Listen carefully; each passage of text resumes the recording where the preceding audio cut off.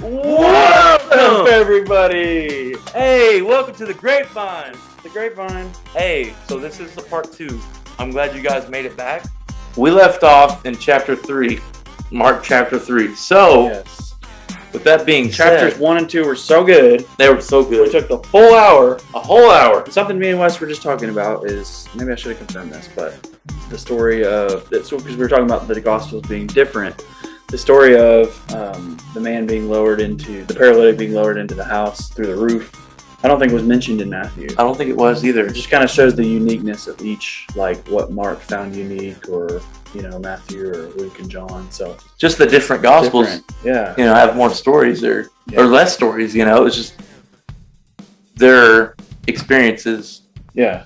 Were Kind different. of like if me and you were to write about a certain situation or different event, we would write from different perspectives, and we wouldn't necessarily cling to the same thing. Yeah, I would notice something totally different than what you would notice. Like you might notice, I'll use the example of like something's wrong with the car. I go in there, I'm like, oh, the engine's ticking, but you sit in the same car and you're like, oh, air conditioner's not working. It's not blowing how it should. Yeah, probably that's probably how it would go. Yeah. So like we all have different experiences. We have backgrounds that show us, oh, well, I noticed this, and this was eye-opening experience to me, but for you, maybe it's the everyday ordeal, and you're like, oh, but this, on the other hand, was what I experienced and how I saw it in my eyes. Yeah, perspective is everything. Oh yeah, I think that just kind of goes to show how creative God is with our personalities. oh, So. yes, very, very creative. Oh, and I was about to say this. I'm actually even wearing my Masterpiece shirt. It's kind of dirty. I don't know if you can see that. Oh, okay, Right there. But Ephesians 2:10 says that you're a masterpiece. Absolutely, you're God's masterpiece. Yeah. So, which means that you are unique.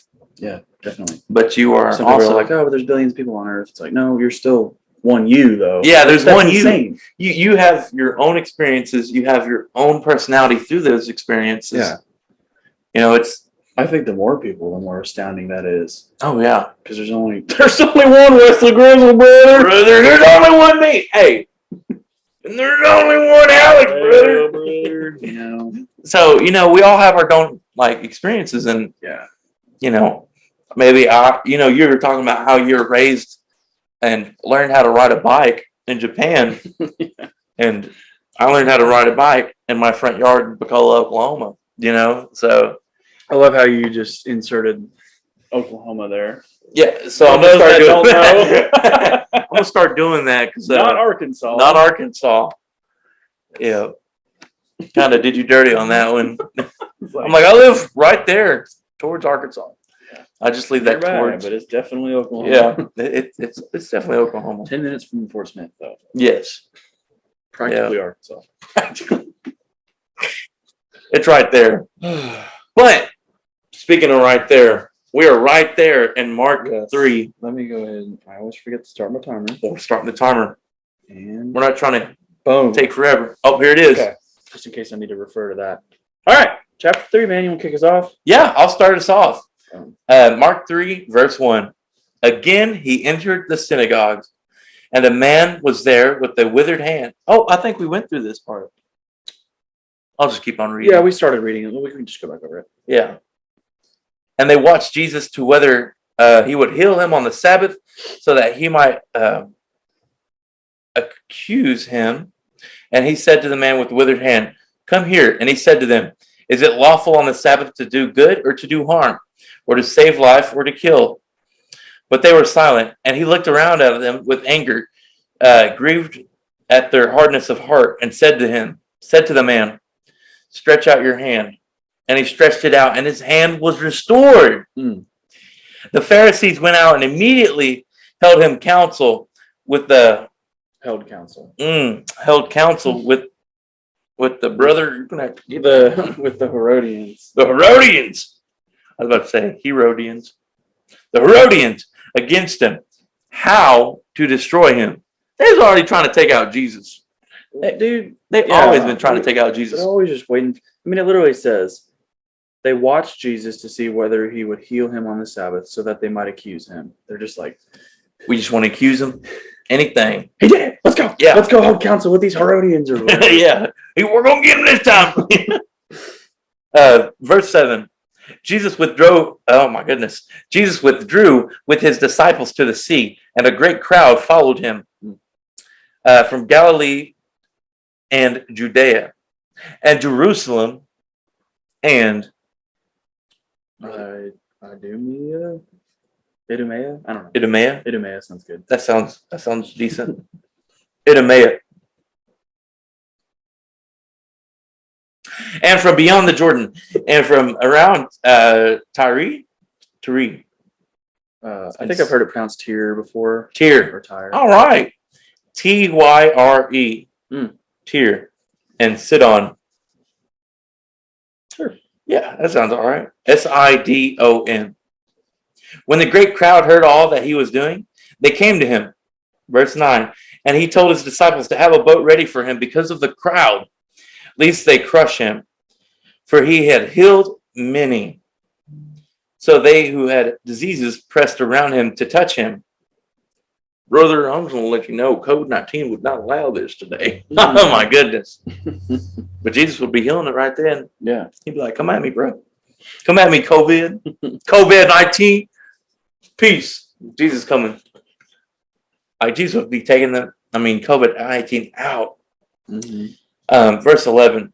And whenever the unclean spirits saw him, they fell down before him and cried out, "You are the Son of God." Verse 12. And he strictly ordered them not to make him known.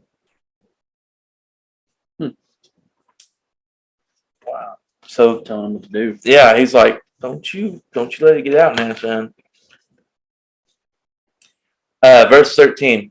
And he went up on the mountain and called to him those who desired, and they came to him. 14.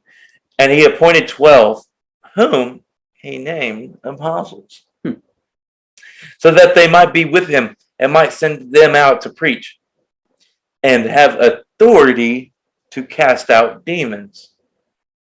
He appointed the 12, and we're about to get into the 12. We got Simon, to whom he gave the name Peter. Mm-hmm. Yeah. See, we know that context from Matthew. Absolutely. Because here, it already happened. It just says he gave him the name Peter. Well, we haven't actually seen that mentioned in Mark. No. But it was specifically mentioned in Matthew. Yes. So he calls him Cephas or calls him Peter.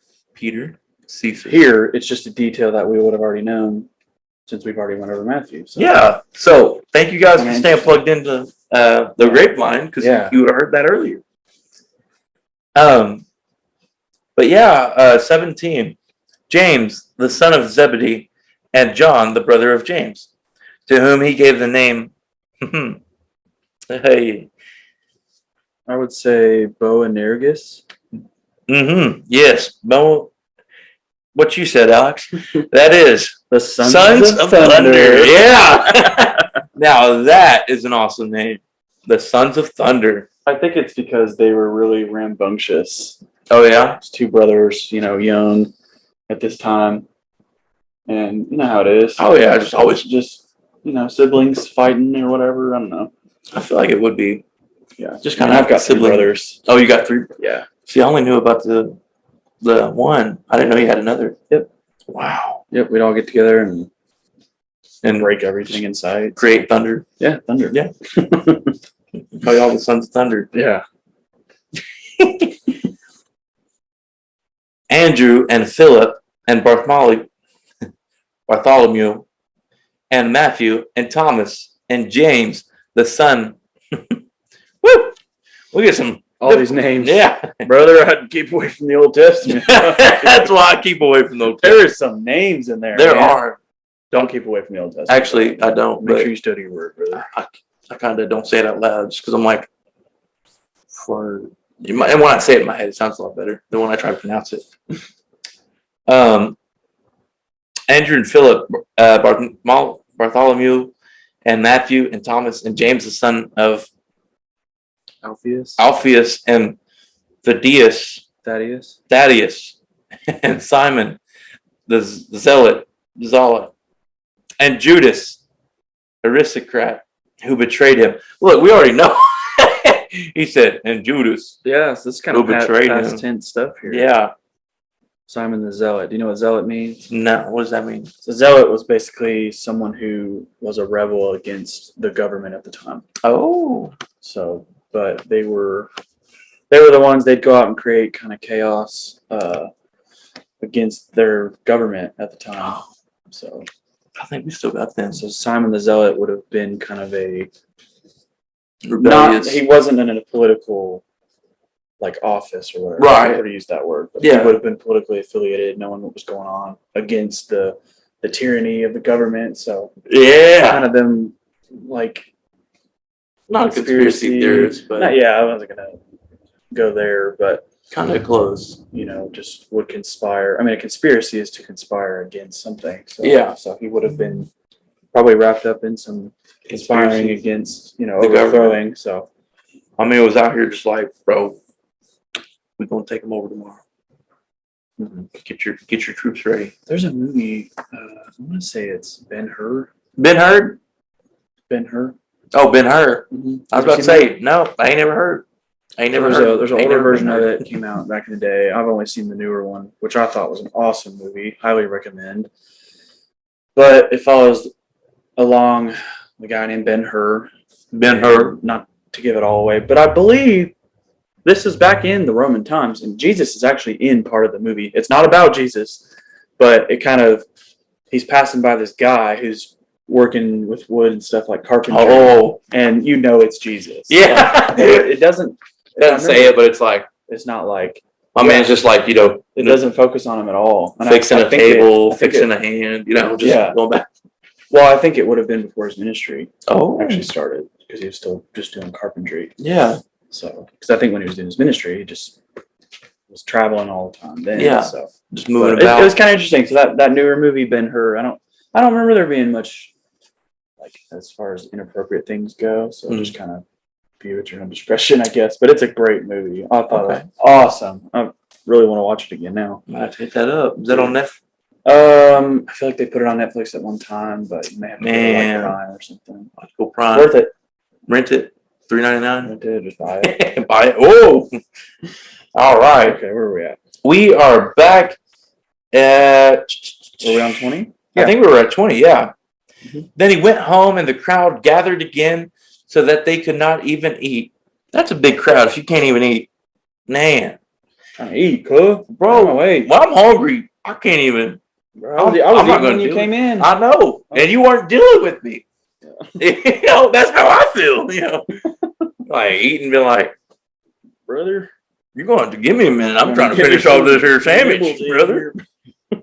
I got a chip sandwich. I just got to finish her up. Give me a Ooh, I should minute. have put chips on my sandwich. Oh, Almost want to read again. bro, chip sandwiches do be hitting different. Bro, Doritos or something. Oh, my goodness. Barbecue chips. Barbecue chips. Oh, goodness. Let's get back in the Bible, brother. But it does say We're eating right now, stay brother. fed. Hey, I'm spiritually Eating off fed the right word. now. Spiritually. Oh, my goodness. Spiritually fed. Spiritually fed, brother. My dyslexia kicking in. All right. Verse 21.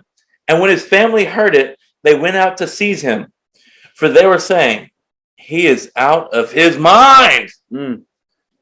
Verse 22. And the scribes who came down from Jerusalem were saying, he is possessed by Beelzebul. No, that's not how you pronounce it. What is it? How is this pronounced? Beelzebub. Beelzebul. Or Beelzebub. It's basically, I actually looked into this a little bit. It's of like study. Satan. It's basically Satan. Yeah. Yeah. It's either talking about a demon, but it's another name for Satan. Mhm. So Yeah. Might as well call it as it is, brother.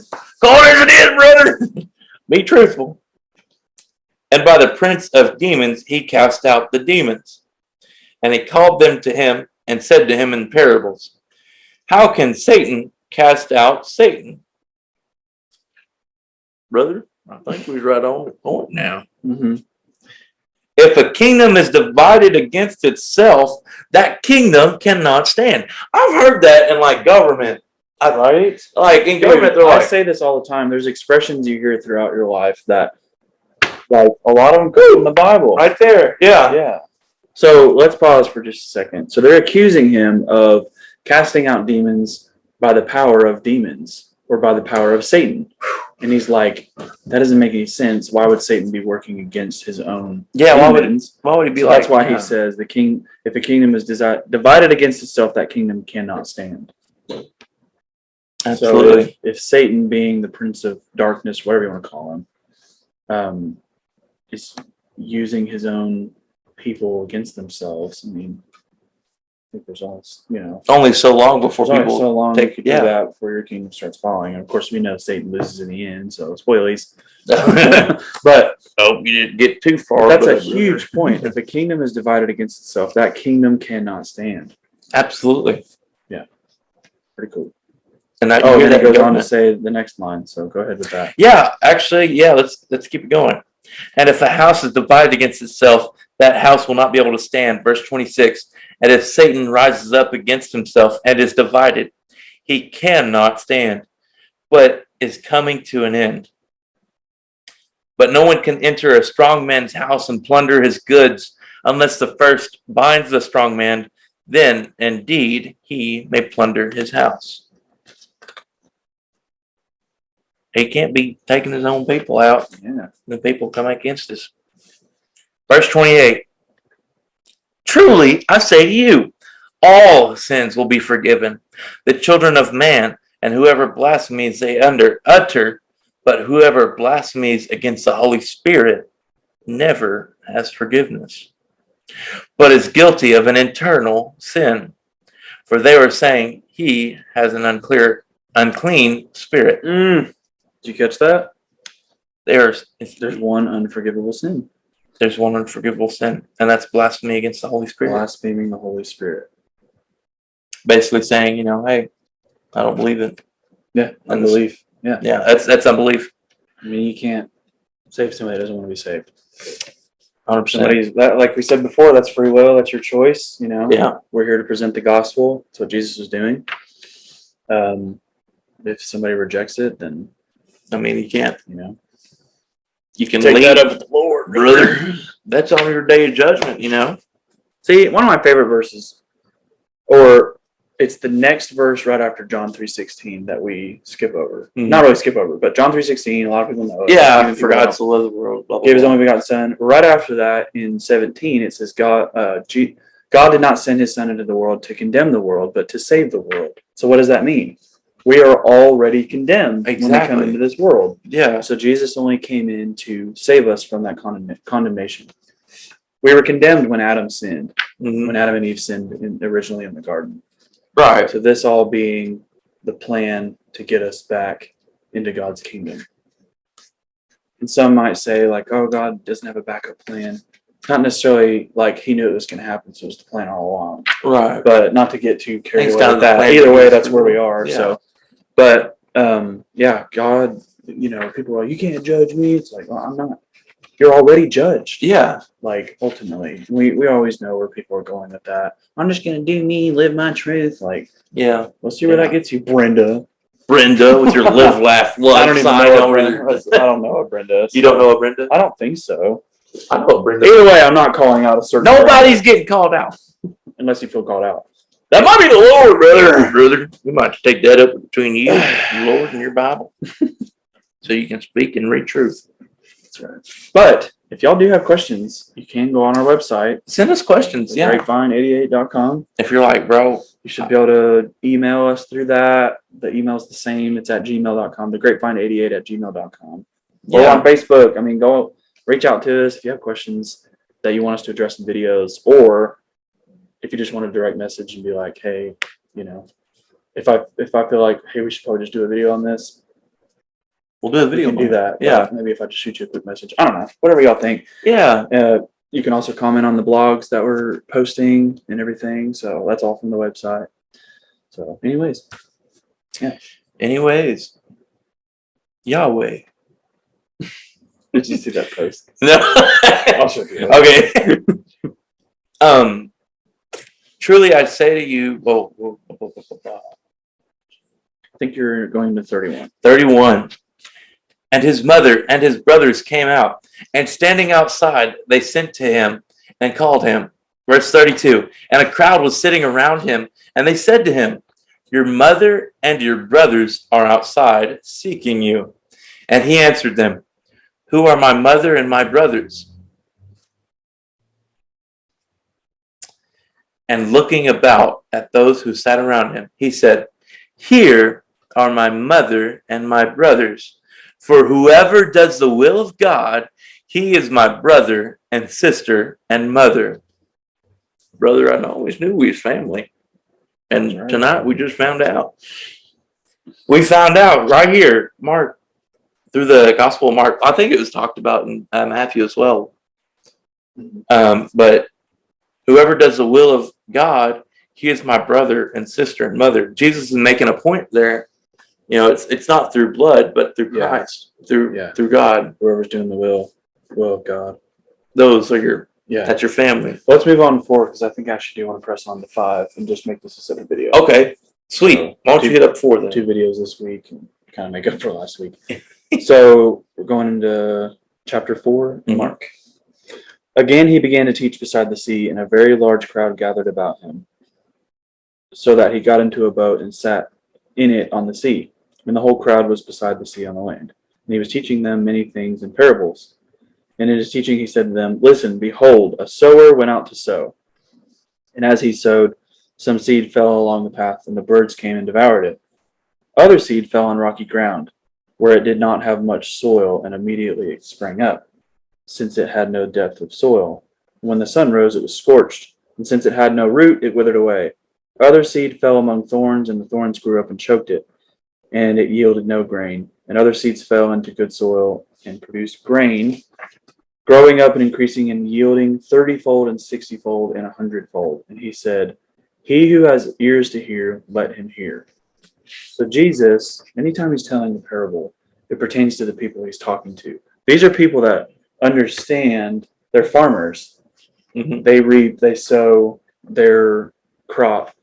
So they know the point he's trying to make, at least as far as the farming goes. They know what ground to prepare, stuff of that nature. So he knows He knows their background. Yeah. You know, their story, and he's trying to put, you know, examples of biblical teaching, I guess you could say. Yeah. And that's the point And of the best any possible way. of the parables, these, whether they're stories or just kind of analogies, more or less, just to make a point. Yes, that was the word. Yeah, I was like, we just Yeah. did it earlier. My brother, I was ripping down the road like a monster truck, son. Brother, like a Now, monster truck. you So and you're I- saying he was going real fast over cars, Just ramming through everything. everything, garbage cans, small Priuses. I mean, just no, maybe not children, brother. No, they got out of the way. Yeah, No, but that's why you got a honker, right? yeah. The point being is obviously I'm not driving a monster truck down the freeway or whatever, but you know, we exaggerate. But Yeah. even then, Jesus is not necessarily exaggerating, but He's just putting an example into which terms they can understand. exactly. And just with this parable in general, it kind of goes along with what we were I talking love this about. parable. To be honest with you. This is talking about when we present the gospel to people, you might be presenting it to rocky ground, or you just kind of present it and move on. Mm-hmm. You know, you could even go a step further and say that, you know, when you're discipling somebody, you're kind of tending to that garden, Brother. that if somebody doesn't want to be discipled, then you just kind of move on. Yeah. So It's funny you're talking about the purpose of the parable, because I think we're about to go further in depth here. A few more words. The purpose of the parable. Yes, brother. let's let the word explain it. You know, that's the best way to do it right there. Okay, so verse 10. And when he was alone, those around him with the 12 asked him about the parables. And he said to them, to you has been given the secret of the kingdom of God, but for those outside, everything is in parables, so that they may indeed see, but not perceive, and may indeed hear, but not understand, lest they should turn and be forgiven. And he said to them, do you not understand this parable? How then will you understand all the parables? The sower sows the word, and these are the ones along the path where the word is sown. When they hear, Satan immediately comes and takes away the word that is sown in them. And these are the ones sown on rocky ground. Mm. The ones who, when they hear the word, immediately receive it with joy, they have no root in themselves, but endure for a while. Then, when tribulation and persecution arises on account of the word, immediately they fall away. And others are the ones sown among thorns. They are those who hear the word, but the cares of the world and the deceitfulness of riches and desires for other things enter in and choke the word, and it proves unfruitful. But those that were sown on the good soil are the ones who hear the word and accept it and bear fruit, 30-fold and 60-fold and 100-fold. Jesus goes into depth to explain this one. He's not like, he tells a story and then leaves off there. I mean, he goes, tells you, hey, those who receive it, and then Satan comes in and just wrecks their world. I mean, those are the ones that were planted on rocky ground. So I like how he gives you example. It proceeds to tell you exactly what he means. Yeah. I guess we'll have to make it to 6, won't we? To have 3 chapters. Yes. All right. So, verse 21. Okay. If you want to hit that up. Okay, 21. And he said to them, is a lamp brought in to be put under a basket or under a bed and not on a stand? For nothing is hidden except to be made manifest, nor is anything secret except to come to light. If anyone has ears to hear, let him hear. And he said to them, pay attention to what you hear. With the measure you use, it will be measured to you, and still more will be added to you. For the one who has, more will be given, and from the one who has not, even what he has will be taken away. So we've talked about this before, I think, on here. The measure you use will be also measured to you. Basically, whatever standard or judgment you're making about someone else, or the one you're living by, is the one you're going to be measured by. Mm-hmm. I think the point Jesus is making with the Pharisees a lot of the times is that they're so concerned with the law of Moses, and he's like, look, if you are to be judged by that law, then you don't measure up. Yeah, none of us measure up to that law. So let's press on. Mm-hmm. There's another parable. So that last one was a parable about the light under the basket. And he said, the kingdom of God is as if a man should scatter seed on the ground. He sleeps and rises night and day, and the seed sprouts and grows. He knows not how. The earth produces by itself first the blade, then the ear, then full grain in the ear. But when the grain is ripe, at once he puts it in the sickle, because the harvest has come.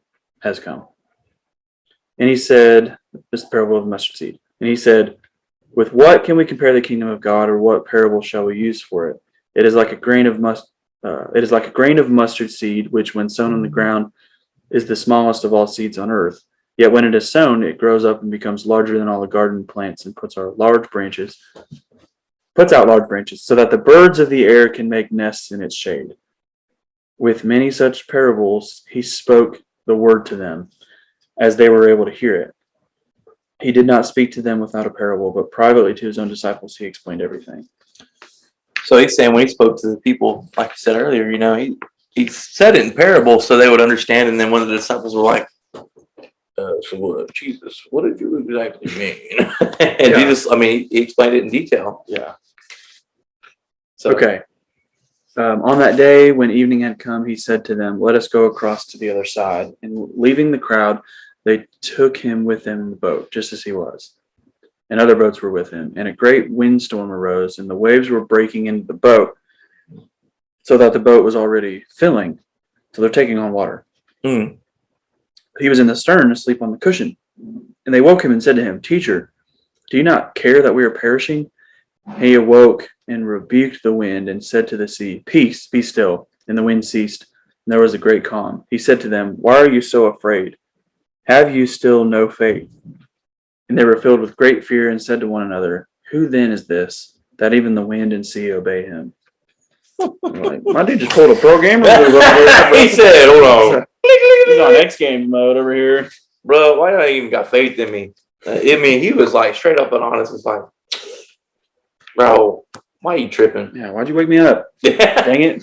Yeah, come on now. I think Jesus knew what was going down. He's like, yeah, bruh, peace be still, bruh. Like, chill. You want to pick it up in chapter 5? I will, yeah. They came to the other sea, to the country of woe. Not to the country of woe, but Gerasenes? Gerasenes, yeah, to the country of Gerasenes. And when Jesus had stepped out of the boat, immediately there met him out of the tombs a man with an unclean spirit. He lived among the tombs, and no one could bind him anymore, not even with a chain. My man was crazy. He was wild. This story was in Matthew, but we might be getting different details here. Yeah. Okay, so with the chain, he couldn't even be. That's crazy. My man was crazy. For he had often been bound with shackles and chains, but he wrenched the chains apart. You like twisted them. That man was crazy strong. Yeah. He was like level 500. My man was crazy. It was over 5,000. Over 5,000! He was out there. Wait, is that what they say? I don't know. I think 9,000. 9,000. Level 9,000. They haven't seen that video? It's a Dragon Ball. Yeah. Z. Dragon Ball Z reference. It's like over 9,000. Yeah. He was 9,000. That's what he said. Yeah. He was over 9,000. Okay. My man was crazy, breaking chains, couldn't hold him. And then Jesus walks up on the scene, right? And Jesus does this every time, I tell you. Walks up on the scene. He's like, bro, watch this. Verse 4. For he had often been bound with shackles and chains, but he wrenched the chains apart, and he broke the shackles in pieces. No one had the strength to subdue him. Verse 5. Night and day among the tombs and on the mountains, he was always crying out and cutting himself with stones. Ooh. He was cutting himself with stones, crying out. Man. It's tormented. Yeah, it was for sure a demon. This is a good one. Keep going. Okay. Crying out with a loud voice, he said, "What have you to do with me, Jesus, Son of the Most High God?" You skipped a verse. Did I? Verse 6. Oh, and when he saw Jesus from afar, he ran and fell down before him. That's an important part. That's a good one, brother. He ran and fell before Jesus. Yeah. And he said, like in verse 7, and crying out with a loud voice, he said, "What have you to do with me, Jesus, Son of the Most High God?" I like how I said the Most High God, not the second God, not Muhammad, the Most High God. Yeah. I adjure you by God. Do not torment me. For he was saying to him, "Come out of the man, you unclean spirit." So this is the spirit addressing Jesus. They're obviously tormenting this man. Yeah. But they're like, they realize who just walked up on the scene. They know exactly what authority he holds, what he's capable of. Absolutely. And they're like, "Well, what are you doing here? Please don't do that. Don't torment me." I wanted to make a point real quick though. Yeah. So I want to go back to verse 3. They're talking about this man. They said no one could bind him anymore, not even with a chain, for he had often been bound with shackles and chains, but he wrenched the chains apart. This tells me, I'm kind of thinking of this in a spiritual way, that sometimes we don't know how to fight our own battles. Because the people, obviously they've tried to chain this man down before. Oh, 100%. But what they were coming out of battle with the wrong tactic. They were trying to fight this man physically when he had a spiritual, unclean spirit issue. This was a Jesus problem. Yeah, this was a Holy Spirit problem. Yeah. That's like trying to fight diabetes with marshmallows, man. It just don't work. Yeah. Like you're using the wrong weapons. So whereas we're up to see what Jesus just says, "Come out of the man, you unclean spirit," and we'll see what happens next. And Jesus answered him, "What is your name?" He replied, "My name is Legion, for we are many." He was not dealing with just one spirit. He was dealing with many. Legion is like thousands. Yeah, that's crazy. I mean, my dude's he's messed up, man. Yeah. He's really got some things going against him. And here's what Jesus did. The man. And he bogged him. He begged him. Goodness, dyslexia out here. He begged him earnestly not to send them out of the country. Now a great herd of pigs was feeding. Now it does say pigs. I thought it was hogs. My bad. pigs was feeding there on the hillside. And they begged him, saying, "Send us to the pegs." Goodness. Bro, you need a water break, brother? Brother, I don't know, man. "Send us to the pigs, let us enter them." So he gave them permission. And the unclean spirits came out and entered the pigs, and the herd, numbering about 2,000, rushed down steep bank into the sea and drowned in the sea. The herdsmen fled and told it in the city and the country. People came to see what it was that had happened. And they came to Jesus and saw the demon-possessed man, and one had the legion. One who had the legion. You know what that double negative means? If he had. It's past tense. Past tense. That's right. They're now seeing this man who they've known for quite some time. It doesn't specify how long. This man has to have been possessed for a long time. Yeah. Well, I mean, they've tried everything. Yeah. You know. So they were. That also just tells me that they were just kind of used to how he was. Yeah. You know, he was isolated. Like, oh, that's just old. That's just old Timmy. That's just how he is. Old crazy Ron up in the hills. Don't mind him. He's all right. What's that phrase? Just, you know, that's how guys are guys. You know what I'm saying? Yeah. That's just how it is. Well, they probably knew something a little more was going on. Well, they're just trying to ignore a problem. Though. Yeah, they're trying to put the problem helping off. This guy. Yeah, and they didn't know how to help him. You know, they try to use chains and things to bound him, but you know, it just wasn't the right weapon. Yeah. We are back into verse 15. And they saw Jesus, and they came to Jesus and saw the demon-possessed man, the one who they had called had the legion, sitting there, clothed and in his right mind. He was in his left mind. Now he's in his right mind. Yeah, that next little part is huge. Mm-hmm. What does it say? Whoa, brother! Let me just tell you. There it is. And they were afraid. They were afraid of him being perfectly normal. Yeah, that just tells you that's how they were used to how they got used to him. So even a change for good, like people are scared of change, and it's like this man has been tormented for so long. Now they see him dressed perfectly in his right mind. Yeah, he's not. Probably was acting funny. Probably doing a little ear biscuit, you know, type of ordeal. Might have been. You know, he's just not in his right mind beforehand, and now they're afraid that he's in his right mind after Jesus. Yeah, came along. I think I see people afraid of Jesus, you know, changing them all the time. They're like, well, yeah, I don't want to put down this habit. We're about to see how they react to Jesus. You would think, well, just read. Yeah. Well, we'll keep her going, brother.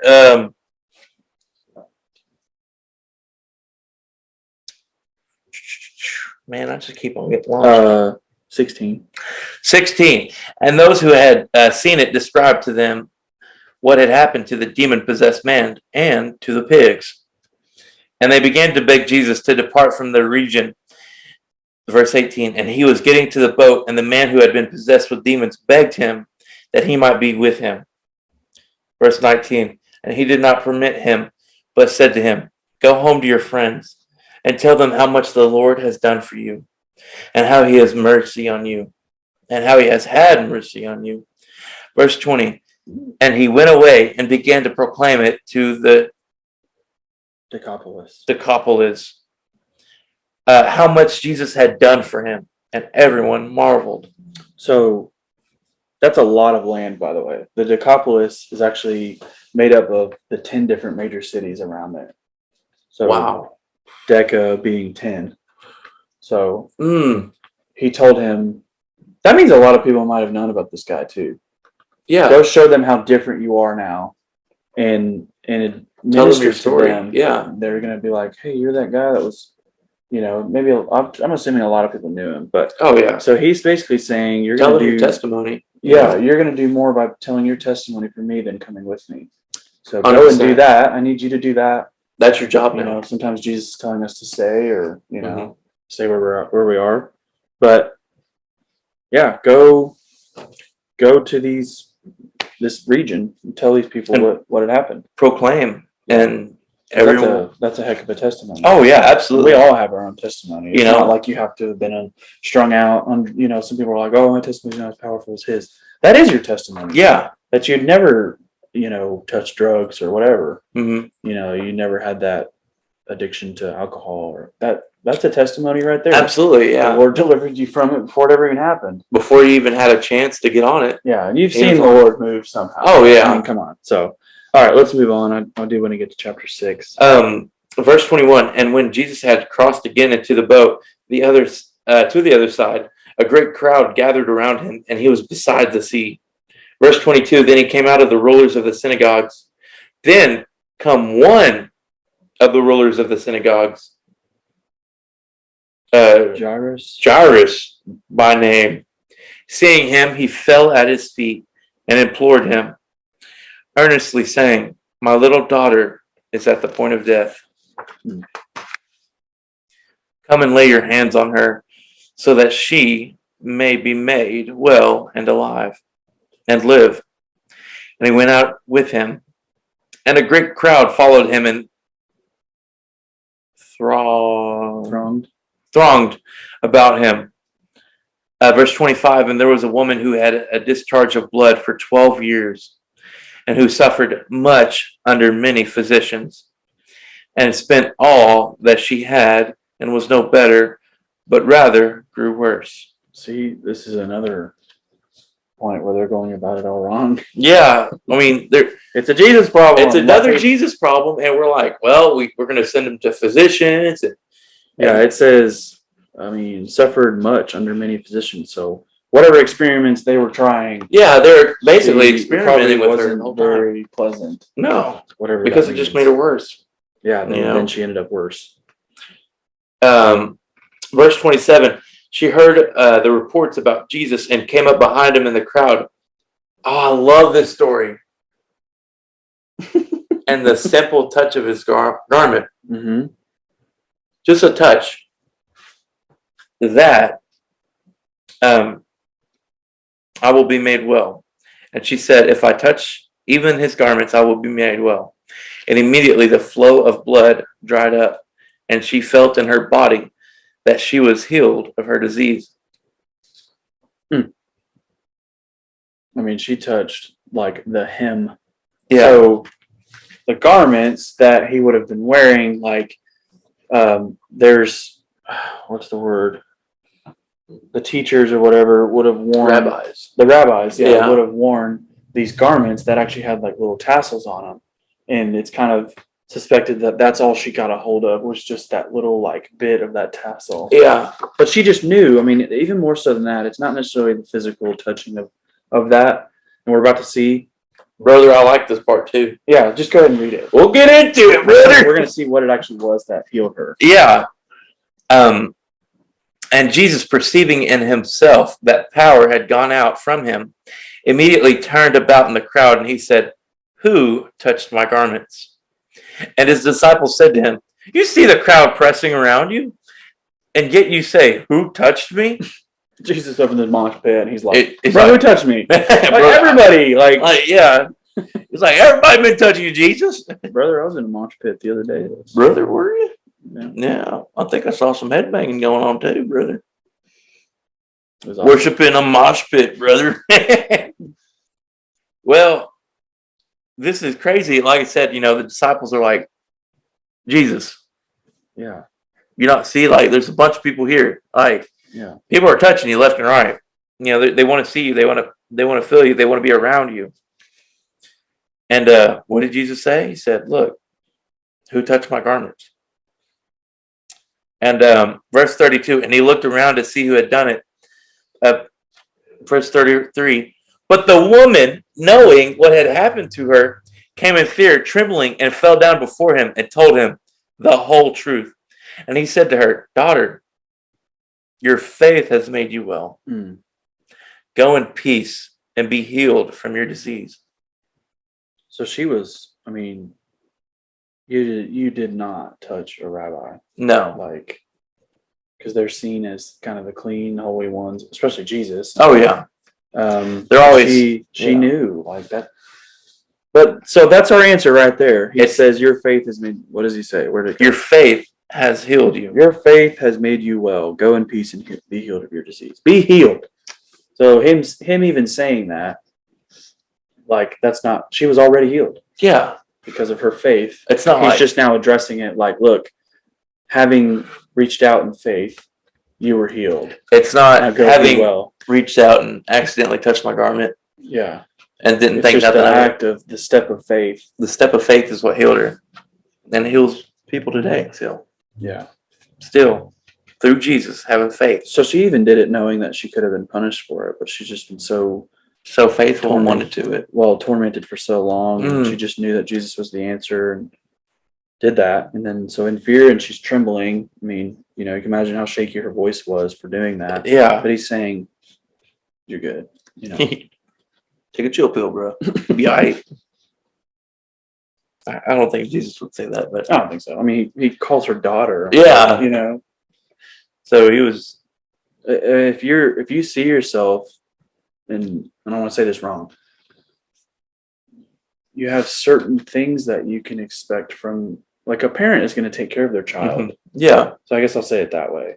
So if Jesus truly sees himself as our Father, God is our Father, then he has certain like fatherly tendencies toward us. He's going to take care of his children. Absolutely. And the Bible says God works for the good of those who love him. So I mean, it's what a father does. Yeah. It's what a father's supposed to do. I'll say that. Right. If your father didn't, then God does. Absolutely. You have a spiritual father that'll take care of you. Yeah. Verse 35, while he was still speaking, there came from the ruler's house some who said, "Your daughter is dead. Why trouble the teacher any further? Why trouble the teacher any further?" But overhearing what they said, Jesus said to the ruler of the synagogue, "Do not fear, only believe." Oh, come on. Verse 37, and he allowed no one to follow him except Peter and James and John, the brother of James. They came to the house of the ruler of the synagogue, and Jesus saw a commotion, people weeping and wailing loudly. And when he had entered, he said to them, "Why are y'all making a commotion and weeping? The child is not dead, but sleeping." He was a rapper. Jesus was a rapper at this time. "Why are y'all making a commotion, weeping? The child's not dead, but sleeping." Hey! Jesus MC up in here. MCJC. MCJC. Capital the G-O-D, baby. Verse 40, and they laughed. Bro, they laughed too. We got about 15 minutes. Okay. At him. But he put all aside and took the father's child and the mother and those who were with him, and he went in where the child was, taking her by the hand and said to her, Talitha Cumi. Talitha Cumi, which means, little girl, I say to you, arise. 2 little words meant that. Man, That's Aramaic for you. There's some really strong verses or words that mean a lot, man. And immediately the girl got up and began to walk, for she was 12 years of age, and there were immediately overcome with amazement. And he strictly charged them that no one should know this, and told them to give her something to eat. Because she's hungry. Chicken noodle soup ain't gonna do, brother. Yeah, I've been sleeping. Yeah, give me some chicken. Okay, chapter 6. Yes, sir. Take it off. He went away from there and came to his hometown, and his disciples followed him. And on the Sabbath he began to teach in the synagogue, and many who heard him were astonished, saying, "Where did this man get these things? What is the wisdom given to him? How are such mighty works done by his hands? Is this not the carpenter, the son of Mary and brother of James and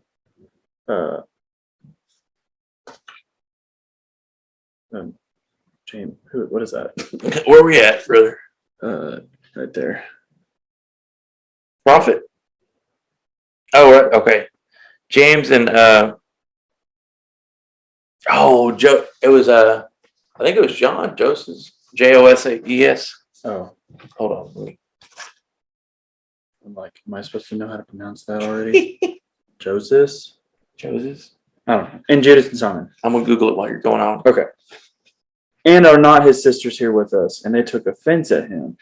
And Jesus said to them, so they're really downplaying who Jesus is. Oh yeah, they do that They've all the only, time. that's why, well, we're about to see what Jesus says about this. A prophet is not without, well, this is, yeah, Jesus speaking to them. A prophet is not without honor except in his hometown and among his relatives and in his own household. And he could not do mighty work there except that he laid his hands on a few sick people and healed them. And he marveled because of their unbelief. And he went about among the villages teaching. So Jesus in his own hometown, they feel like they already have this preconceived like determination about who Jesus is, which is keeping them from seeing who he really is. Joseph. It is Joseph. It is Joseph. Yeah. Okay, that's right. Yeah. Okay. So there it is. So Joseph is Joseph. Ain't that something? Nice. Okay. So yeah, so it says he's only able to heal like a few sick people, and because of the town's unbelief, So which is Nazareth. having faith is a huge impact, or has a huge impact on your church as well, Yeah, they just couldn't get past because they would have and just people. they would have as well. seen him grow up like as a kid, and then they're just like, oh, he's just the carpenter's son, Yeah, you know. he just does. So, verse 7, and he called the 12 and began to send them out 2 by 2 and gave them authority over the unclean spirits. He charged them to take nothing for their journey except a staff, no bread, no bag, no money in their belts, but to wear sandals and not put on 2 tunics. And he said to them, whenever you enter a house, stay there until you depart from there. And if any place will not receive you, they will not listen to you. When you leave, shake off the dust that is on your feet as a testimony against them. So they went out and proclaimed that people should repent. And they cast out many demons and anointed with oil many who were sick and healed them. He basically said, if they reject you, clean off your souls. Just keep on going. Yeah. You can't. Oh, what was it? You can't convince a skeptic, basically. Yeah. Yeah. So They're like, Just- no, we don't help you. All right. just keep on I moving. want to go ask somebody that will. Yeah, absolutely. Y'all remember John the Baptist? Yeah, I know John the He's Baptist. about to die. So Verse 14. King Herod heard of it, for Jesus' name had become known. Some said John the Baptist has been raised from the dead. That is why these miraculous powers are at work in him. But others said he is Elijah, and others said he is a prophet, like one of the prophets of old. But when Herod heard of it, he said, John, whom I beheaded, has been raised.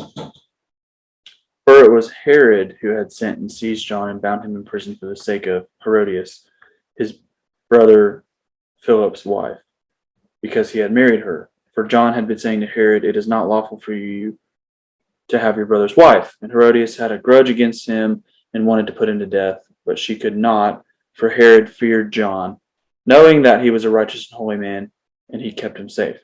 When he heard him, he was greatly perplexed, yet he heard him gladly. Okay, so there is some context in Matthew about this. yeah, So John was already dead. Remember, that's the story where I think Herod's daughter was asking Herod for something, and he made the mistake of saying, yeah, I'll give you anything. And she said, I want John the Baptist's head. And he's like, oh crap. I Well, really like that guy. then he had to do it. Yeah, He's like, it's like I'll give you anything. So that's, John the Baptist's head. Well, I mean, Oh, did I it's- say anything? it's coming up here too. Oh, okay. Well, Verse 21. But continue an on, opportunity brother. came when Herod on his birthday gave a banquet for his nobles and military commanders and the leading men of Galilee. For when Herodias' daughter came in and danced, she pleased Herod and his guests. Weird. And the king said to the girl, ask me for whatever you wish, and I will give it to you. And he vowed to her, whatever you ask me, I will give you, up to half of my kingdom. but not Crazy. Crazy. up to half the And kingdom. she went out and said to her mother, for what should I ask? She said, the head of John the Baptist. So the mom's actually the one. Oh, Satan's aware. And she came in and immediately with haste to the king and said, asked, saying, I want you to give me at once the head of John the Baptist on a platter. And the king was exceedingly sorry, but because of his oaths and his guests, he did not want to break his word to her. So he not only made this promise, but he made this promise in front of other all of his people. friends. He's like, whatever you ask, I shall give. Oh, except that. And immediately the king sent an executioner with orders to bring John's head.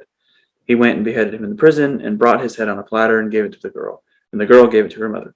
When the disciples heard of it, they came and took his body and laid it in a tomb. So even parents are faulty. Bruh. Bro, her mom was like, There's a lot of family drama going on. there's there, a brother. lot of family drama in the Bible. Like crazy amounts. Okay, one second. The apostles returned to Jesus and told him all that they had done and taught. And he said to them, come away by yourselves to a desolate place and rest a while. For many were coming and going, and they had no leisure even to eat. Mm. And they went away in the boat to a desolate place by themselves. Now many saw them going and recognized them, and they ran there on foot from all the towns and got there ahead of them. Like, we're just trying to get away from you people. When he went ashore, he saw a great crowd, and he had compassion on them, because they were like sheep without a shepherd. And he began to teach them many things. And when it grew late, his disciples came to him and said, this is a desolate place, and the hour is now late. Send them away to go into the surrounding countryside and villages and buy themselves something to eat. And he answered them, you give them something to eat. And they said to him, shall we go and buy 200 denarii worth of bread and give it to them to eat? And he said to them, how many loaves do you have? So how many loaves you got, bro? Go and see. When they had found out, they said, 5 and 2 fish. 5 loaves of bread and 2 fish. Then he commanded them all to sit down in groups on the green grass. So they sat down in groups by hundreds and by fifties. And taking the 5 loaves and the 2 fish, he looked up to heaven and said a blessing and broke the loaves and gave them to the disciples to set before the people. And he divided the 2 fish among them all. And they all ate and were satisfied. And they took up 12 baskets full of broken pieces and of the fish. And those who ate the loaves were 5,000 men. Now, I think we talked about this in Matthew, how we're counting 5,000 men, but that's not counting women and their kids. You know? Yeah. I mean, 5,000 men alone, if that really was all there were, that's still a good amount. Yeah. From 5 loaves of bread and 2 It fish. says then it goes on and say they basically have leftovers. Took them up. That Yeah. is ridiculous. That's what they had left over was 12 loaves and a bunch of fish. That's a lot. That's a lot. Yeah. From 5 to 5,000. And they had leftovers, which meant that people weren't getting little pinchies. I had to get a pinch here. I got 5 kids. Let me get 5 pinches. Does that come with a combo meal, brother? Does it come with a sweet Does it come tea? with a No, I mean, that fed all those people plus some.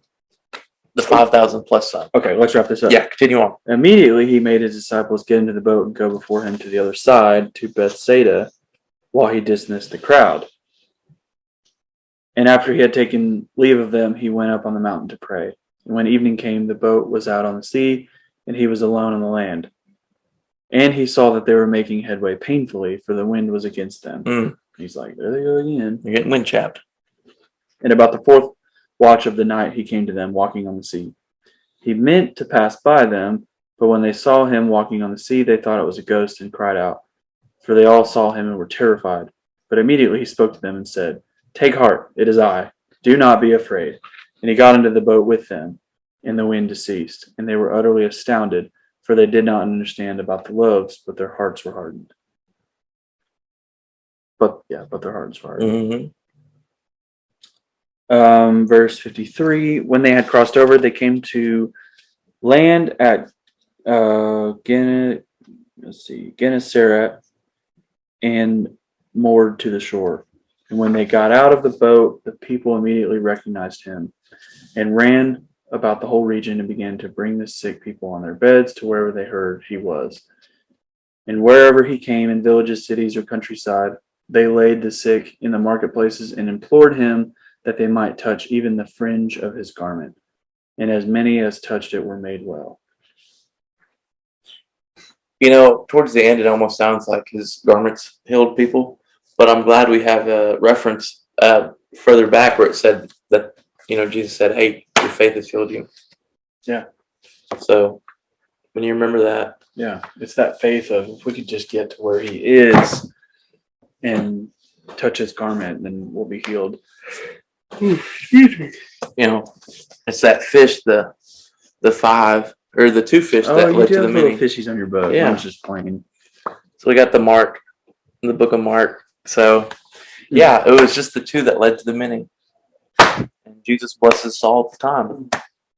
When we think we only got $2, he might just have enough for 5,000 people. Mm-hmm. Well, not. Oh, well, yeah. Actually, yeah. Jesus could do all things. Mm-hmm. So financially, he might have to take care of us. But we got to have faith that he'll All take care of right. us. Thank you so much for listening to The Grapevine. Thank you, guys. Hey, couple announcements. So if you don't know, we do have a website, thegrapevine88.com. Boom. Go check us out. So we're going to leave a link right here.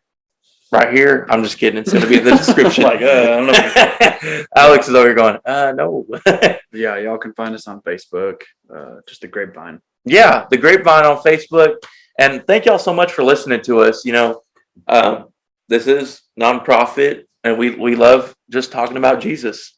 We've been doing this for a couple months now, and we enjoy it. So I hope you enjoyed this journey that we've been taking, whether it be a long journey or a short journey. This is a journey, nevertheless, that we're going through the Bible.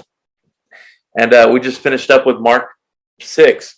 So next week will be Mark 7, or just depending if y'all have questions or you're like, man, I just want to hear about this, and we'll go over it. Yeah, let us know. We'll get a video together about it. Like I said, at some point I want to talk about Christian martyrdom. And what does that mean again? So a martyr is just somebody who dies for what they believe. So Yeah. There's Christian martyrs. There's a book called I Am In, which talks about this symbol right here. Nazarene. Meaning Nazarene. It's called I Am In because it's actually Arabic for the letter N. But like I said, we'll get into that in the video too. Yeah. We need to do a video about that and talk about how much faith that these people have. How much faith we should have and we can have. Anyways, with that being said, thank you all for tuning in. Yeah. For listening. I'm going to put out these 2 videos either tonight or going into tomorrow. Since we didn't have one last week. But anyways, we'll see y'all on the next one. See y'all in the next one. Peace. Tossing it to you.